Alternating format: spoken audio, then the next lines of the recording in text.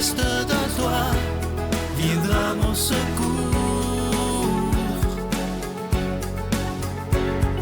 Viens semer dans mon âme le grain de l'amour. Je traverse un désert et je meurs de soif. Montre-moi le mystère qui garde la foi. Bonjour, bienvenue à votre émission La Victoire de l'amour en ce jeudi 6 juin 2024. J'espère que vous allez bien chez vous. On rejoint tout de suite pour sa chronique Martin Larocque et ce sera Luc Faneuf qui va nous commenter l'Évangile d'aujourd'hui.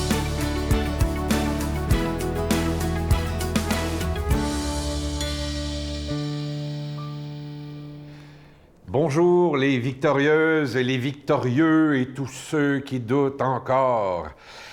Mon père me répétait ô combien de fois « Ce qui se conçoit bien s'exprime clairement et les mots pour le dire arrivent aisément. » Et il me l'a tellement répété, cette phrase-là.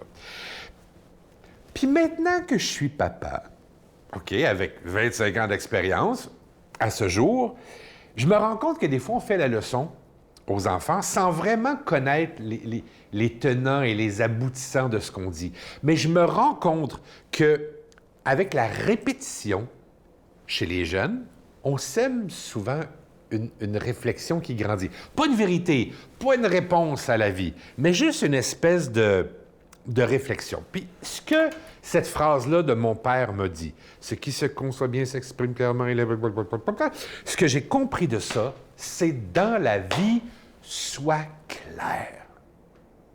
Sois clair dans ce que tu veux dire. Il n'y a rien de plus frustrant au monde que de ne pas être compris. On s'entend là-dessus? Puis, pour être compris, il faut être précis. OK, là, je ne veux pas faire de politique. Entendez-moi bien, je suis apolitique totalement. Mais la langue française est d'une précision chirurgicale. Il y a un mot pour chaque chose. Il n'y a pas raison de ne pas être compris. Maintenant, tout repose dans notre recherche de vouloir s'exprimer, dans le choix énorme de vocabulaire qu'on a. Et les meilleures choses de la vie arrivent très souvent avec de meilleures questions. Quand on arrive à être plus précis avec ce qu'on veut savoir, on va le savoir, puis on va avoir la bonne information. Donc, l'idée ici, c'est d'arrêter d'être nébuleux, d'être vague dans nos affaires. Et surtout, ah oui, faut surtout, et je l'adore, cesser d'espérer que l'autre devine. OK? Ça, c'est la pire affaire. Moi, je pense que c'est une des plus grandes paresses au monde d'espérer que l'autre devine, que l'autre soit dans notre tête, tu sais, ou qu'on soit dans la tête de l'autre. Je pense que c'est même se déresponsabiliser totalement en espérant que l'autre comprenne quelque chose qu'on n'a pas dit.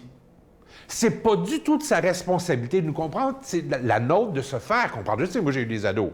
J'ai eu des ados qui ont fait « Moi, mais tu comprends rien ». À ça, je répondais « C'est parce que tu t'exprimes pas clairement ». Quand tu vas t'exprimer clairement, j'aurai pas à deviner. Deviner, c'est une grave erreur. C'est faire des suppositions. Je ne sais pas si vous avez déjà lu les 4 accords Toltec. Il y en a un là-dedans qui est « ne jamais faire de suppositions ». Sachant ça, je pense qu'on éviterait beaucoup de chicanes de couple. Avis à tous les couples qui s'aiment. Mais être clair, on s'entend, c'est un effort. Surtout si on n'est pas habitué.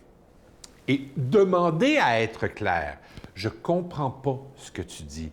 Sois plus clair. Puis là, ça sert à rien de répéter la même affaire avec les mêmes mots. Parce que souvent, c'est ça qui nous manque, les mots. Fait que si je te répète la même affaire et je l'ai pas compris la première fois, je comprendrai pas la deuxième fois. C'est comme aller voir le docteur et dire « Docteur, à chaque fois que je fais ça, ça fait mal. » Le bon docteur va dire « Ben, attends, mais arrête de le faire. Fais autre chose. » Pourquoi faudrait être clair? La question est bonne, hein? C'est parce que la vie est faite d'échanges puis de rencontres. OK? La vie, c'est ça. Puis la communication, c'est notre eau de source. On vit de ça. J'ai-tu été clair? Notre Père qui es aux cieux, que ton nom soit sanctifié, que ton règne vienne, que ta volonté soit faite sur la terre comme au ciel. Donne-nous aujourd'hui notre pain de ce jour. Pardonne-nous nos offenses, comme nous pardonnons aussi à ceux qui nous ont offensés. Et ne nous laisse pas entrer en tentation, mais délivre-nous du mal, car c'est à toi qu'appartiennent le règne, la puissance et la gloire pour les siècles des siècles. Amen. Je continuerai à croire, même si tout le monde perd espoir. Je continuerai à aimer, même si les autres parlent de haine. Je continuerai à construire, même si les autres détruisent. Je continuerai à parler de paix, même au milieu d'une guerre. Je dessinerai des sourires sur des visages en larmes et je tendrai les bras à ceux qui se sentent épuisés. Oui, je continuerai à croire. Je suis tellement content de vous parler de ce magnifique cadeau du mois de juin. C'est une belle exclusivité de la Victoire de l'amour. Je la porte présentement. Il s'agit de la Croix de la paix. Elle est en épinglette, autant pour hommes que pour femmes. Et vous allez voir, à l'endos, il y a même le logo de la Victoire de l'amour. Donc, ça prouve que ça a été vraiment fabriqué pour nous par des artisans du Québec. Et je vous rappelle que cette croix, elle est plaquée d'or véritable et elle est déjà bénie. Vous la recevrez avec un don de 25 $ et si vous en voulez deux, avec un don de 40 $, je vous donne l'adresse en vous remerciant d'avance de ce que vous ferez pour la Victoire de l'amour. La Victoire de l'amour, case postale 120, succursale Boucherville à Boucherville, le J4B 5E6. Je vous la redonne. La Victoire de l'amour, case postale 120, succursale Boucherville à Boucherville, le J4B 5E6. Également par téléphone, par carte de crédit du lundi au jeudi de 8h à 17h dans le 514-523-4433, 523-4433 ou sans frais le 1-888-811-9291, 1-888-811-9291 et aussi sur notre site Internet. Vous savez que c'est une façon très sécuritaire, rapide et efficace de faire votre don, le www.lavictoiredelamour.org. Alors, je vous rappelle ce cadeau du mois, la Croix de la paix qui est plaquée en or véritable. C'est en épinglette, c'est déjà béni et c'est autant pour hommes que pour femmes. Et je veux prendre le temps aujourd'hui de vous remercier de tout cœur de ce que vous faites pour la Victoire de l'amour depuis bientôt 30 ans. Imaginez, c'est pas 2 ans, c'est pas 1 an, c'est 30 ans. Ça me rajeunit pas, par exemple. Mais ce que je trouve extraordinaire, c'est que tous ensemble, ce projet-là, au début, personne n'y croyait.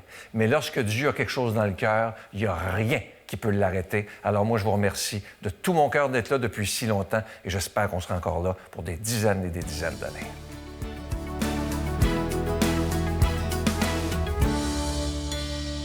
Mon Dieu, donnez-moi la sérénité d'accepter les choses que je ne peux changer, le courage de changer les choses que je peux et la sagesse d'en connaître la différence.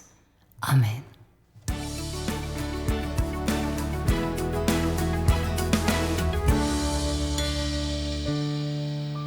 Bonjour, merci d'être si fidèle à votre rendez-vous. On est fidèle, vous savez quoi? Notre fidélité répond d'abord à la fidélité de Dieu. Dieu est d'1 milliard de fois plus fidèle que vous et moi.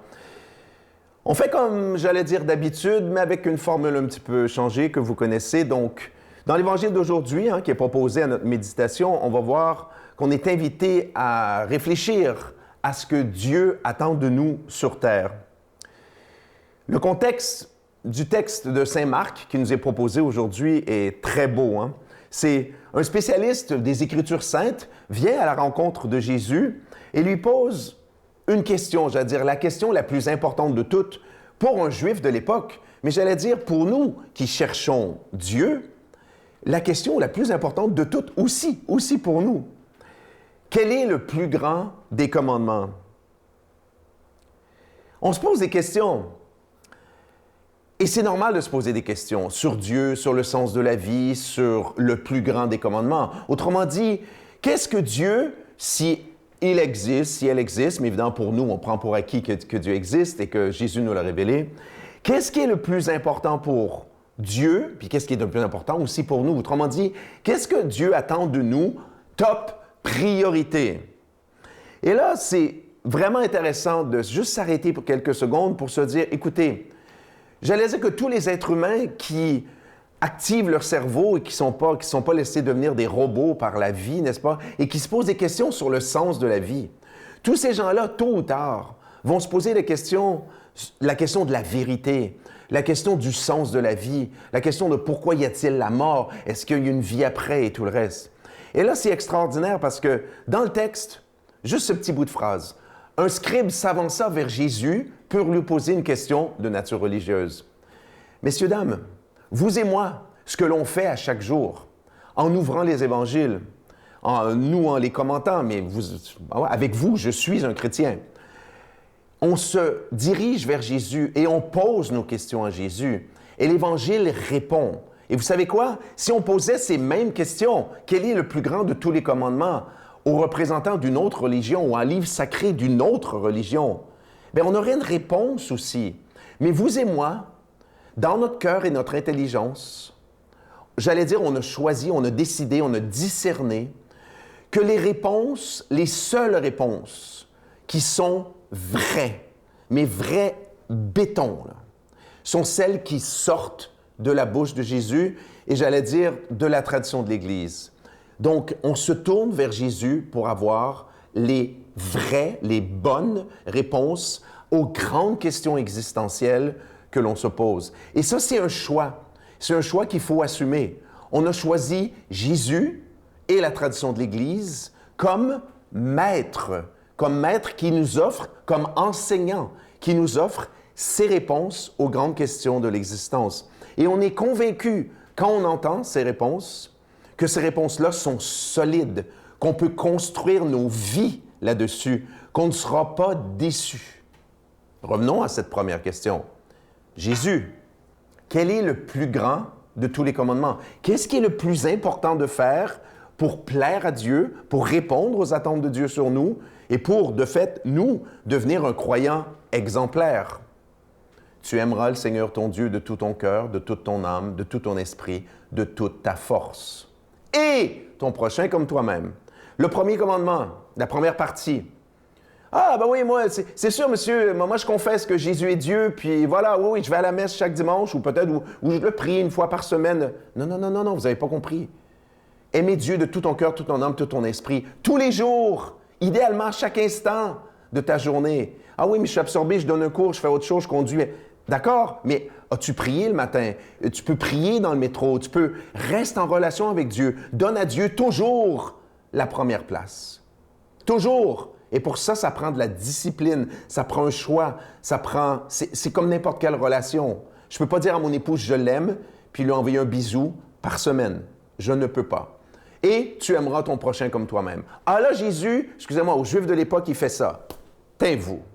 Parce qu'eux, ils disaient, ceux qu'on doit aimer, c'est ceux qui respectent les commandements de Dieu. Et tous les autres, on les déteste. Parce que Dieu les maudit. Et là, Jésus leur envoie, je vous dis, une claque au visage. Il faut aimer tout le monde à l'image de Dieu, qui aime tout le monde. Nous demandons à Dieu de nous bénir, lui qui est Père, Fils, Saint-Esprit. Bonne journée. Je vous salue Marie, pleine de grâce. Le Seigneur est avec vous. Vous êtes bénie entre toutes les femmes. Et Jésus, le fruit de vos entrailles, est béni. Sainte Marie, Mère de Dieu, priez pour nous pécheurs, maintenant et à l'heure de notre mort. Amen.